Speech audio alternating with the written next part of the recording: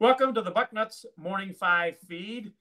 This is our Kurelic and Porter on the Ohio State Recruiting Trail podcast that we do every other week and looking to expand it to every week. And I'm back with Mark Porter, founder and director of scouting Ohio.com for 16 years, and myself, Bill Kurelic, covering Ohio State football recruiting for 36 years. Mark and I go to a high school game every weekend. Mark, often multiple games. But obviously there's no high school games right now, but there's still a lot to talk about when it comes to Ohio State football recruiting. So let's get started. And Mark, I want to start a little bit differently this week. I want to kind of go back, and you and I have been doing this a long time, and just look at one or two major changes that we've seen in the recruiting game, so to speak. One of mine is basically how I communicate with recruits. 25 years ago, I would, during the day, make a list of, say, 10, 15 kids that Ohio State was recruiting that I would call in the evening, because obviously they were in school in the day, and I'd call them in the evening and talk about, what's going on in their recruitment and all that type of thing. And then in the day, I would talk to different sources, coaches, high school, college, that type of thing. But a whole lot of my work was done at night, because that's when you had to call kids. Nowadays, it's a lot different. A lot less time at night calling kids because of the way we communicate nowadays, messaging, private message, text, all that type of thing. And you can do that during the day. So, I talk to sources, I talk to coaches, and I talk to kids all during the day, much more so than in the evening. So that's been a big change for me. The other big change has been basically the way I make a living. Back in those days, most of my income was based on 900 numbers. I would call a message in on a 900 number about Ohio State recruiting every day, and people would pay to listen to that. I actually lost out a few years of income because I just refused to believe that anybody would listen to me talk about Ohio State recruiting and actually pay for that. So I resisted, and finally I gave in and agreed to do it with a company, and it was very successful. That became my main source of income, and that's been a major change. Now, obviously, the internet has taken away 900 numbers altogether, so it's a whole new way of basically making my living these days. So that's two big changes for me, and I know you've got something to talk about along those lines as well. Yeah, going back to 2003, 2004, 2005 when we started, I was messing around with video technology before YouTube was around. And, the competition at the time had put out a top 100 players on VHS. And what we want to do is go beyond that. And we put out 400 or 500 players on a 10 DVD box set. And we really tried to set the bar higher. And where it gets archaic is when we put those videos online, we were on dial-up at the time.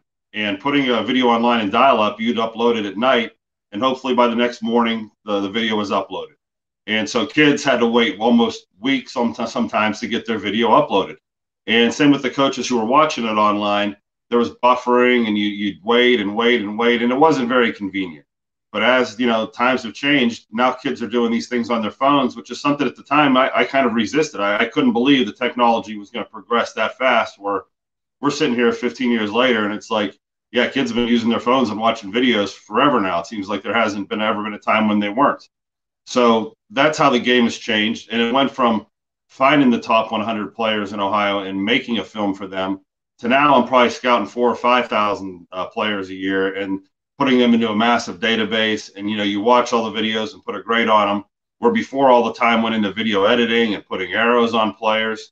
Now it goes into real-time evaluations, getting out on the road and seeing kids at camps and combines, and, basically being a grad assistant for the college coaches and gathering up all the players, at times when they're busy working on their season and they can't get on the road. Yeah, that's there's been some huge changes, and who knows what it's going to be like, say, in 5 years from now. Even I'm sure there's going to be a lot more changes. But let's move to the present now, and that includes a huge announcement coming up next week on February 17th. Lineman offense and defensive lineman Luke Montgomery from Findlay, Ohio, is going to announce his college choice. He, as I said, is going to announce on February 17th, and I'll be going to Findlay to cover that announcement.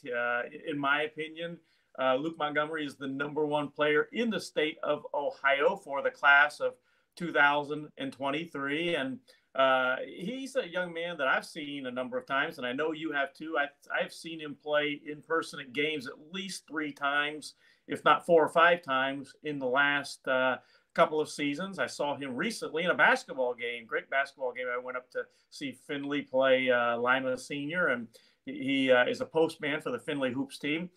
So he's about ready to make his college choice. He's a young man that I've been very impressed with. I think he's going to be a great guard in college, but wherever he goes, that school is going to get a great one in Luke Montgomery. I've had him crystal ball to Ohio State for a while, but we'll see what happens when he makes his announcement next week. And I know you have some thoughts on Luke Montgomery as well. Yeah, I get on the road every year and I try to see him at least once a year, and I'll rewind back to his freshman year. I started hearing the buzz about him during the season, and it was week 10. And they were playing Toledo Central Catholic, and they were getting smoked. It had to be 36-0 in the fourth quarter, and I'm watching him in the second half.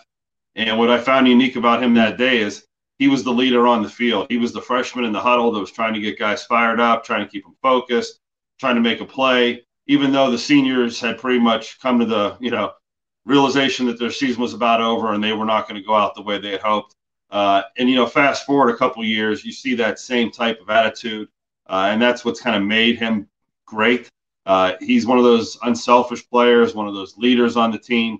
And then you throw in his talent, which is a very athletic big man. You talk about him playing basketball. I think he moves around like an athlete. I first watched him on defense, which speaks to his athleticism. I still think he could play defense. But he's cut out probably to be a guard in college. I think he could be a center. At tackle, he has the feet, maybe not the length yet, but I don't think he's done growing.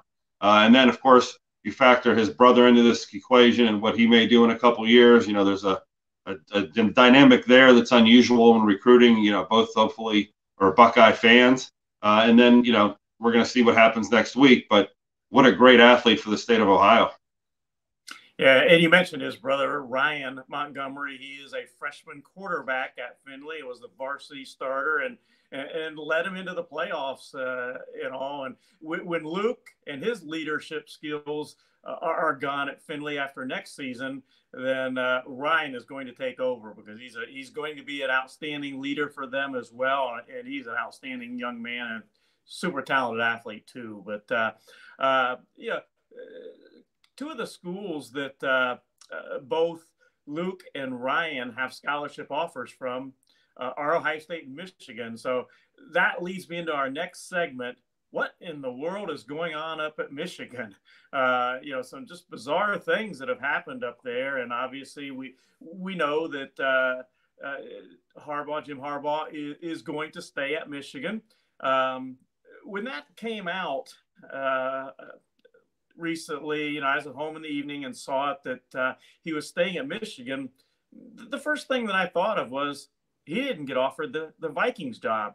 And then I said to myself, is either that or maybe he had a list of things that the Vikings weren't willing to go with. But my first inclination was he didn't get offered the job. And I had mentioned that on a thread on Bucknuts, and that's what it turns out. And you have Josh Gaddis, then the offensive coordinator, leaving and obviously not so pleasant terms. The defensive coordinator had already left, Mike McDonald, to go to the Ravens in the NFL. So we got some changes going on up there. I think that they'll probably move forward in time, that it won't hurt their recruiting too much, but it's going to hurt a little bit, at least in the near future, and maybe into the future after that. I don't know. We'll see. But just kind of a strange situation going on at Michigan, Mark. Yeah, sometimes the explanation is the simplest one. I think Coach Harbaugh thought that he had the Vikings job before he even went up there, and they were going to maybe meet his demands or his expectations. And a lot of that's talked through agents. So his agent probably led him to believe that, hey, we just got to go up there and shake some hands and this is a done deal. And I think as a courtesy to his staff, he said, listen, do what's best for you. If you think going out and getting a job that's open right now is what's best for you, and you don't want to wait around to see if I come back, I'm not going to begrudge that of your family. And I think he thought he was doing his staff a favor by, telling them that, and, and not, I guess, holding them hostage while he was out looking for jobs and letting them think, well, should we, stay here? Are we not going to stay here? So I think he did the right thing for his staff. But then again, like you said, it didn't go the way he expected in Minnesota for whatever reason. And then you come back and you realize, oh boy, I want you guys back. And, they'd all find, softer landing spots for the situation. And when you're in situations like that and you follow it every year, it's an hour to hour thing. These coaches, 1 minute they're on the road, recruiting for one school. The next minute they're wearing a different shirt and they're, going to a different school and they're changing the recruits. I've seen coaches on the road literally get called and their jobs are switching, so it's an hour by hour thing. And, what happens week to week, the future changes so drastically. Weird situations like this pop up. But you're right. At the end of the day, it's Michigan. The brand name is Harbaugh. The coordinators, yes, they're great recruiters, but he's going to bring other great recruiting guys. And just like Ohio State, the drum keeps beating. Michigan will go on. Yeah, and I agree. I think, it will go on. It's just going to be kind of interesting to watch, I think, over the next season. And I think, people have asked me, how much is it going to hurt their recruiting? And my feeling is a lot will depend on what kind of season they have. If they have a difficult season, then it's going to be a bigger factor. If they have an outstanding season, it won't be much of a factor. So we'll see how it goes down the road. But, talking about college coaches, you and I talked about something I think is pretty interesting that people probably don't know about you and your business. I think sharing with them would be good. College coaches actually come to your house as part of their service. You also interact with them in a way that people probably don't realize. So talk a little bit about that.